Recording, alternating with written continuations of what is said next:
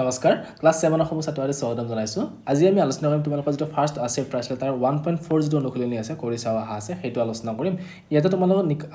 নিকটতম আসন্ন মান উলিয়াব লাগে তো আসন্ন মান কি বস্তু হয় আমি প্ৰথমতে হেতু আলোচনা কৰিম আৰু তাৰ পিছত ইয়াৰ যিটা অংক দি আছে তিনটা অংক দি আছে আমি এই তিনটা অংক আলোচনা কৰিম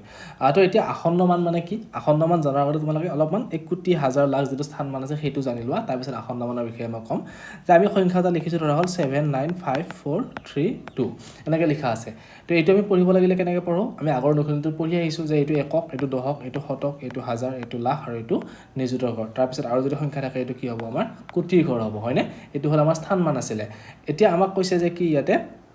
স্থান মান অনুযায়ী কি কৈছে হাজাৰ লাখ আৰু কোটি স্থানলৈ নিকটতম আসন্ন মান উলিয়াব দিছে এটা আসন্ন মান মানে কি তাহলে আমি কি কৰিছো বস্তু এটা কিনিছো 510 টকাত কিনিবা এটা বস্তু আমি কিনিছো তো আমি ডাইৰেক্ট কি কওঁ যে হেতু যে 500 টকা বুলি কৈ দিও বা 490 টকাত কিনিছো আমি কি বুলি কওঁ যে প্ৰায় 500 টকাই লৈছে হয়নে এই 500 টকাটো যে প্ৰায় বুলি কলো বা 10000 এনেকৈ কওঁ যে 10700 সৰি 10000 ধৰা হল আমি লৈছো কি 10990 টকা বুলি কৈছো 10990 টকা আমি কি কওঁ যে ডাইৰেক্ট 11000 বুলি কৈ দিও হয় নাই 11000 বুলি কৈ দিও বা 10100 টকা লৈছে তো আমি তাক কি বুলি কম যে 10000 টকাই লৈছে প্ৰায় এনেকুৱা টাইপ আমি কৈ দিও তো এই যে আমি সংখ্যাটো কমাই বেছি কেনে যেটা গুটাগুটি মান কৈ দিছো 10500 বা 400 দৰে গুটাগুটি মান কৈ দিম হেতুৱে আমাৰ কি হয় আসন্ন মান হয় বুজি পাইছা তো সেই আসন্ন মানটো কেনেকৈ নিৰ্ণয় কৰিব লাগে আমাৰ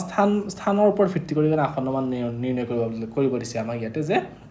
তোমালোকক কৈছে যে ধৰা হল 470 লিখা আছে ঠিক আছে তো ইয়াতে 470 টো আমাক কৈছে কি যে 70 নহয় এটো মই কি কৰি দিছো এটো 73 কৰি দিছো 473 এটা এই 473 টো তোমালোক স্থান মান উলিয়াব দিব হয় কি ক'ব তোমালোক দহকৰ ঘৰলৈ স্থান মান কৈছো আসন্ন মান যে দহকৰ ঘৰলৈ আসন্ন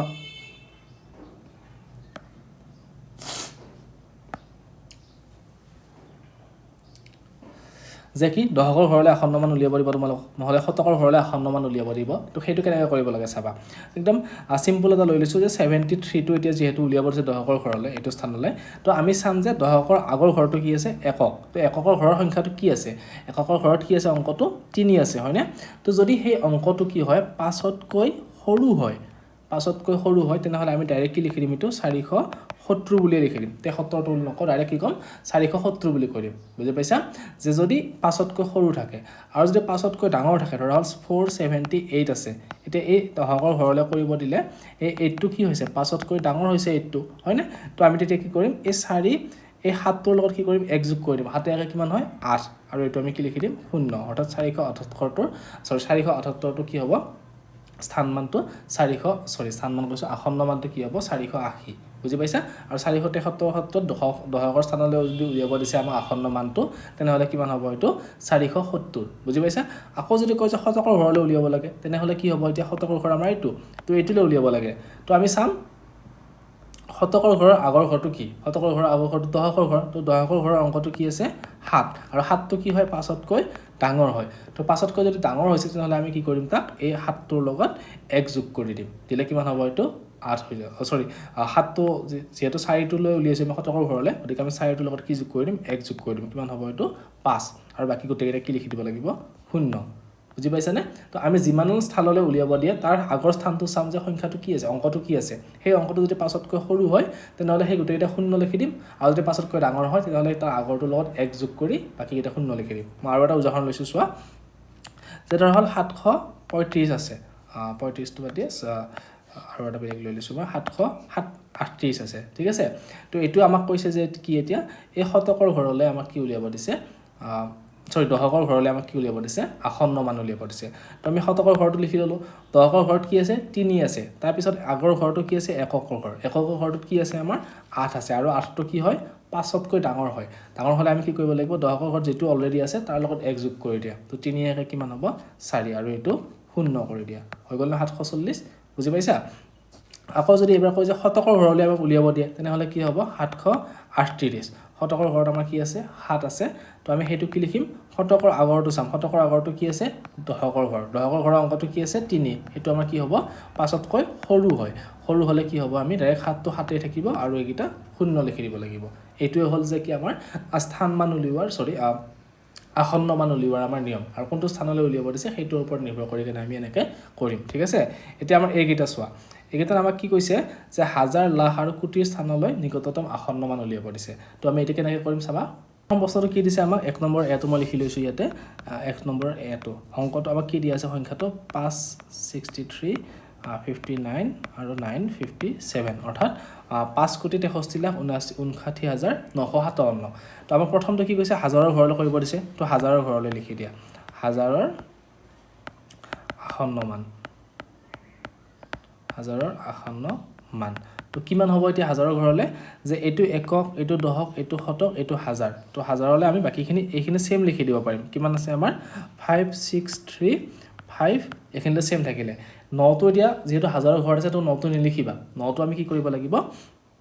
আসোৱা 9 ৰ পিছত কি আছে এইটো কি আছে 9 আছে আৰু যেটা পাছতকৈ ডাঙৰ হয় গতিকে আমি এই 9 ৰ লগত কি কৰিম 1 যোগ কৰি দিম দিলে কিমান হ'ব 9 1 10 তো 10 ৰ 0 বহিব আৰু 1 টো ক'ত আহিব এই আগৰ 5 টোৰ লগত যোগ হৈ যাব অৰ্থাৎ এইটো কি হৈ যাব তেতিয়া আমাৰ 6 হৈ যাব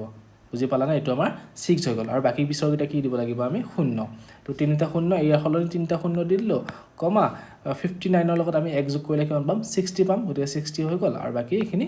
সেম থাকিলে এটো হল হাজাৰৰ ঘৰৰ আসন্ন মান যদি আমাক কয় লাখৰ ঘৰৰ আসন্ন মান তেনেহলে লাখৰ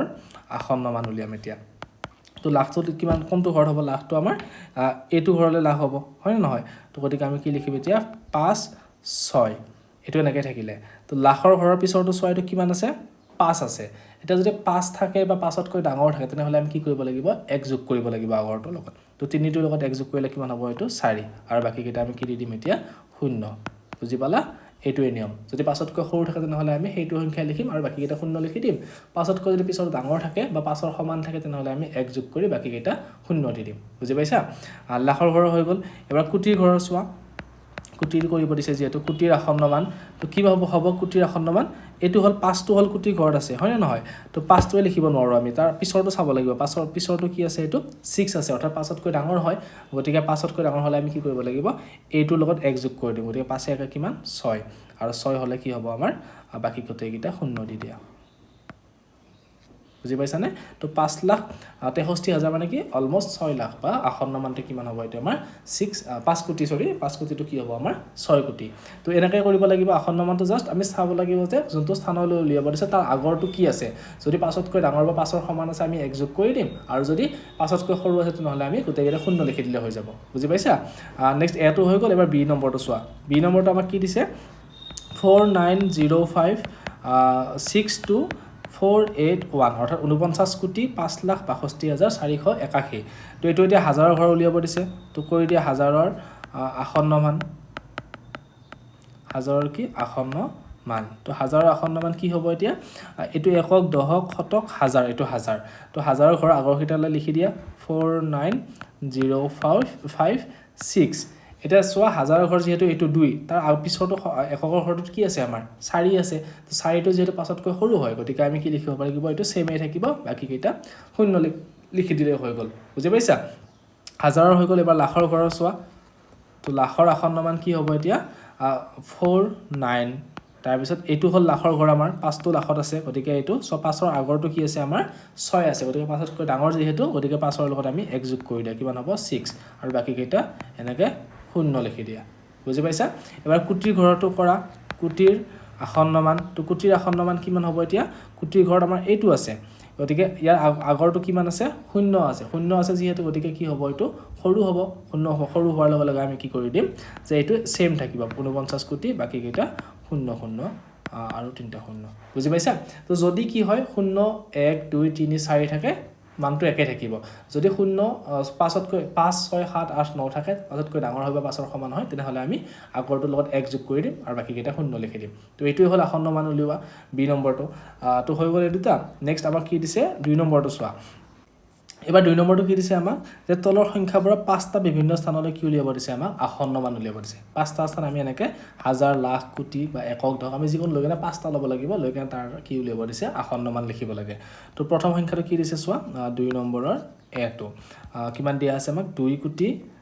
45 লাখ 6,000 2 কোটি 45 লাখ 6,800 কিমান দিছে 55 গতিকে 853 তো এইটো সংখ্যা আমি 5টা যিকোনো স্থানলৈ ল'ব লাগে তো প্ৰথমতে আমি কি কৰিব পাৰো হাজাৰৰ স্থানলৈ লৈ চাও হাজাৰৰ স্থান হয়নে হাজাৰৰ স্থানলৈ হলে কি হ'ব এতিয়া এইটো হল হাজাৰ একক দশক শতক তো আমি এইখিনি চেঞ্জ কৰিম যে 2 4 5 এনেকৈ থাকিলে 0 এতিয়া চোৱা এটো হাজাৰ যেহেতু ইটো কি আছে আমাৰ শতকৰ ঘৰ তো আমি হাজাৰৰ পিছৰতে চাব লাগিব শতকৰ ঘৰত কি আছে শতকৰ ঘৰত কি আছে অংকটো 8 আছে আৰু 8 টো যেহেতু পাছতকৈ ডাঙৰ হয় তাৰ মানে আমি হাজাৰৰ স্থানৰ লগত কি কৰি দিম 1 যোগ কৰি দিম তো 6 1 কিমান হ'ব 7 আৰু বাকি কেইটা শূন্য হাজাৰৰ স্থানৰ হৈ গল তো অযুতৰ স্থানৰ আমি কৰিব পাৰো অযুতৰ স্থানৰ কৰিলে আমাৰ কি হ'ব যে অযুতৰ স্থানত যেহেতু এইটো আছে তাৰ মানে আমাৰ কি হৈ যাব এইটো যে 2 45 এনেকৈ থাকিলে এটা অযুতৰ পিছৰটো কি আছিল হাজাৰ আছিল তো হাজাৰৰ লগত হাজাৰটো কিমান আছে 5তকৈ ডাঙৰ বা 5ৰ সমান গতিকে 6 আছে যেহেতু 5তকৈ ডাঙৰ হয় তাৰ মানে আমি কি কৰিব লাগিব তাৰ লগত 1 যোগ কৰি দিব লাগিব দিলে কিমান হ'ব এইটো 10000 বুজি পাইছা নে তো আমি এইটোৰ লগত শূন্যটোৰ লগত 1 যোগ কৰিলে 1 পাম আৰু বাকি কেইটা আমি কি কৰি দিম শূন্য লিখি দিম হাজাৰ হৈ গল অযুত হৈ গল এবাৰ আমি লিখিম কি লাখৰ ঘৰ তো লাখৰ স্থানটো কৰা লাখৰ স্থান আমাৰ কোনটো এইটো তো এইটো আমাৰ কি হ'ব 2 4 5 টো এটা কি হ'ব সো 5 ৰ পিছত আগত কি আছে এইটো অযুতৰ স্থান আৰু অযুতৰ স্থানটো কি আছে 0 আছে 0 থাকিলে কি হ'ব সেম থাকিব কোনো চেঞ্জ নহয় গতিকে 5 লিখি দিয়া আৰু বাকি কেইটা 0 0 আৰু ইপিনে তিনিটা 0 হৈছে এবাৰ লাখটো হৈ গল এবাৰ অযুতৰ স্থানৰ কৰা সৰি লাখৰ আগত লাখৰ পিছত কি হ'ব নিযুতৰ স্থান তো নিযুতৰ স্থানৰ কৰা তো নিযুতৰ কৰিলে কি হ'ব আমাৰ এটো যেহেতু নিযুতৰ স্থান 4 টো গতিকে 4 টো চেঞ্জ হ'ব এবাৰ কিমান হ'ব যেহেতু 4 ৰ আগত কি আছে 5 আছে গতিকে 5ৰ সমান হলে 1 যোগ কৰিব লাগিব তো 4 ৰ লগত 1 যোগ কৰিলে কিমান হ'ব 5 আৰু বাকি বিলাক শূন্য হয়নে হৈ গল এটো এবাৰ নেক্সট কুটিৰ ঘৰৰ কৰা কুটিৰ ঘৰৰ হলে কি হ'ব এতিয়া কুটিৰ স্থান হলে কুটি আমাৰ এইটো তো কুটিৰ আগত কি আছে 4 আছে 4 টো যেহেতু 5তকৈ সৰু গতিকে আমাৰ কোনো চেঞ্জ নহয় তো এনেকৈ 2 কুটি লিখি দিয়া আৰু বাকি বিলাক শূন্য হয়নে তো এইটোৱে নিয়ম যে আমি যেটো স্থান কৰিম তাৰ আগৰ স্থানটো চাব লাগিব 0 আৰু 5 4 ৰ মাজত থাকিলে 0 1 2 3 4 চেঞ্জ নহয় সব শূন্য দিব লাগিব আৰু যদি 5 6 7 8 9 থাকে তেনেহলে কি কৰিম আগৰটোৰ লগত 1 যোগ কৰি কেনে বাকি কেইটা শূন্য লিখি দিম এইটোৱে নিয়ম 2 নম্বৰ এটো হৈ গল এবাৰ বি টো চোৱা বি টো কি দিছে 84 কোটি 75 লাখ 56000 আৰু লিখিছো এবাৰ বি টো 84 কোটি 75 লাখ 56000 কিমান আছে 432 তো এইটো আকৌ একেই নিচিনা হাজাৰৰ স্থানৰ কৰা প্ৰথমতে হাজাৰৰ স্থান তো হাজাৰৰ স্থানৰ কৰিলে কি হ'ব হাজাৰ হল আমাৰ এইটো তো ইয়াৰ আগত কি আছে 4 আছে গতিকে পাছতকৈ সৰু যেহেতু গতিকে এখিনি একেই থাকিব তো লিখি দিয়া 84 75 56 আৰু বাকি কেইটা শূন্য হাজাৰৰ স্থান হৈ গল হাজাৰৰ পিছত কি আহিব অযুতৰ স্থান তো অযুতৰ স্থানটো কৰা অযুতৰ স্থান মানে কি অযুত 5 টো 5ৰ আগত কি আছে 6 আছে তাৰ মানে কি হ'ব 5 টো 5তকৈ যেহেতু ডাঙৰ হয় গতিকে আমি 5 টোৰ লগত 1 যোগ কৰিব লাগিব তো 84 তাৰ পিছত 75 তাৰ পিছত আকৌ কি আছে 50 টো আমি কি লিখি দিম 60 লিখি দিম আৰু বাকি কিটো শূন্য গোটেই কিটা হয়নে 5ৰ লগত 1 যোগ কৰিলে 6 হল আৰু বাকি কেইটা শূন্য লিখি দিলো হাজাৰ হল অযুত হল এবাৰ আহিলে কি লাখ তো লাখৰ স্থানটো আমি কি লিখি দিম এতিয়া লাখ আমাৰ কোনটো এইটো তো ইয়াৰ আগত কি আছে 5 আছে গতিকে আমি লিখি দিম যে কি 84 75 আৰু 5 টো যেহেতু এটুত কি হয় 5তকৈ ডাঙৰ বা 5ৰ সমান হলে 1 যোগ কৰিব লাগে গতিকে আমি এইটো ডাইৰেক্ট 5 লিখিব নোৱাৰো কি লিখিব লাগিব ইয়াতে 5ৰ লগত 1 যোগ কৰিলে 6 হৈ গল আৰু বাকি কেইটা শূন্য বুজি পাইছা এবাৰ লাখৰ পিছত কি আহিব নিযুত তো নিযুতৰ ঘৰটো কৰা নিযুতৰ স্থানটো তো নিযুতৰ স্থানটো কৰিলে আমাৰ কি হ'ব নিযুত মানে এইটো 7 টো হয়নে 7ৰ আগত কি আছে চোৱা এইটো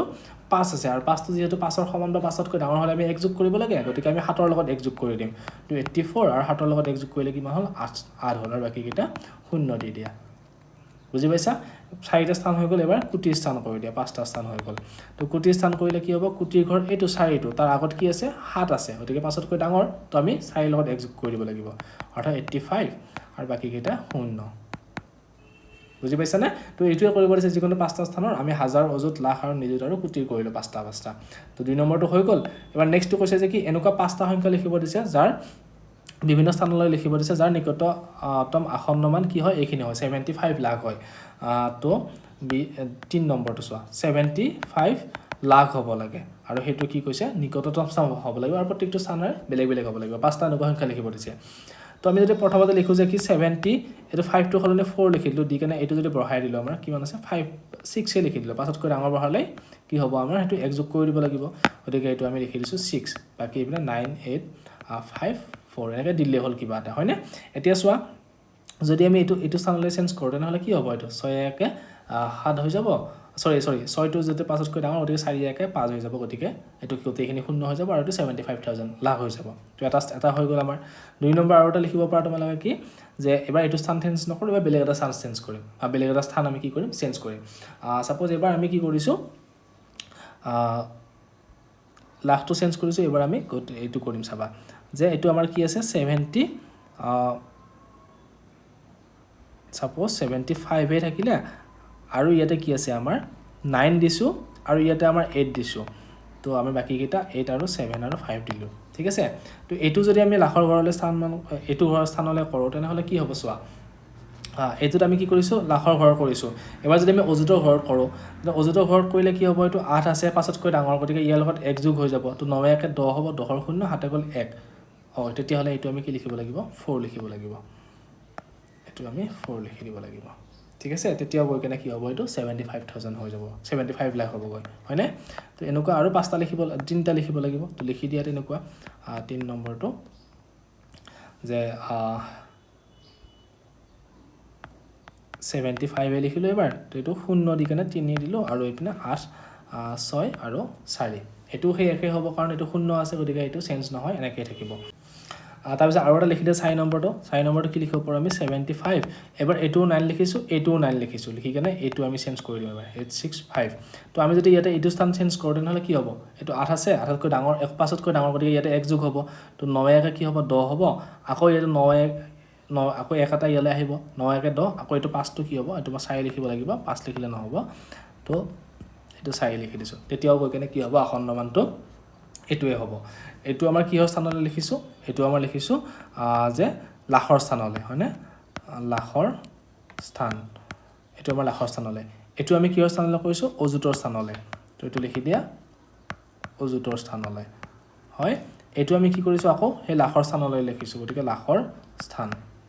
হয় এটো আমি কিহৰ স্থানলৈ কৰিছো হাজাৰৰ স্থানত কৰিছো গতিকে এটো লিখি দিয়া হাজাৰৰ স্থানলৈ তাৰ পিছত আৰু এটা কৰি দিয়া 7 সাপোজ এটো 7499 এটো 9 লিখি দিছো এবাৰ এটো 8 আৰু এটো 5 এতিয়া যদি আমি এটা শতকৰ স্থানলৈ কৰি দিও তেনে হলেও কি হ'ব গৈ এটো 75000 এ হ'ব গতিকে এটো শতকৰ স্থানলৈ কৰিছো পাঁচটা লিখিব দিছিলে আমি পাঁচটা এনেকৈ লিখি দিলো স্থানৰ যিকোনো স্থানৰ তো আমাৰ হৈ গ'ল এটো নেক্সট এতিয়া আমাক এটো নখলেন 18টা অংক দিছিলে তো তিনিটা আলোচনা কৰিলো তো তোমালোকে যদি বুজি নোপোৱা থাকে কিবা মোৰ WhatsApp চেনেল গ্ৰুপ এটা আছে তাত তোমালোকে জয়েন হ'ব পাৰিবা আৰু মোক ডাইৰেক্ট এটা মেছেজ দি কেনে সুধিব পাৰিবা তো লিংকটো মই দি দিছো কমেন্টত তোমালোকে তাত জয়েন হৈ ল'বা আৰু চেনেলটো সাবস্ক্ৰাইব কৰি ৰাখিবা ইয়াৰ পিছৰ অনুশীলনীবিলাকো মই এনেকৈ আপলোড কৰিম ধন্যবাদ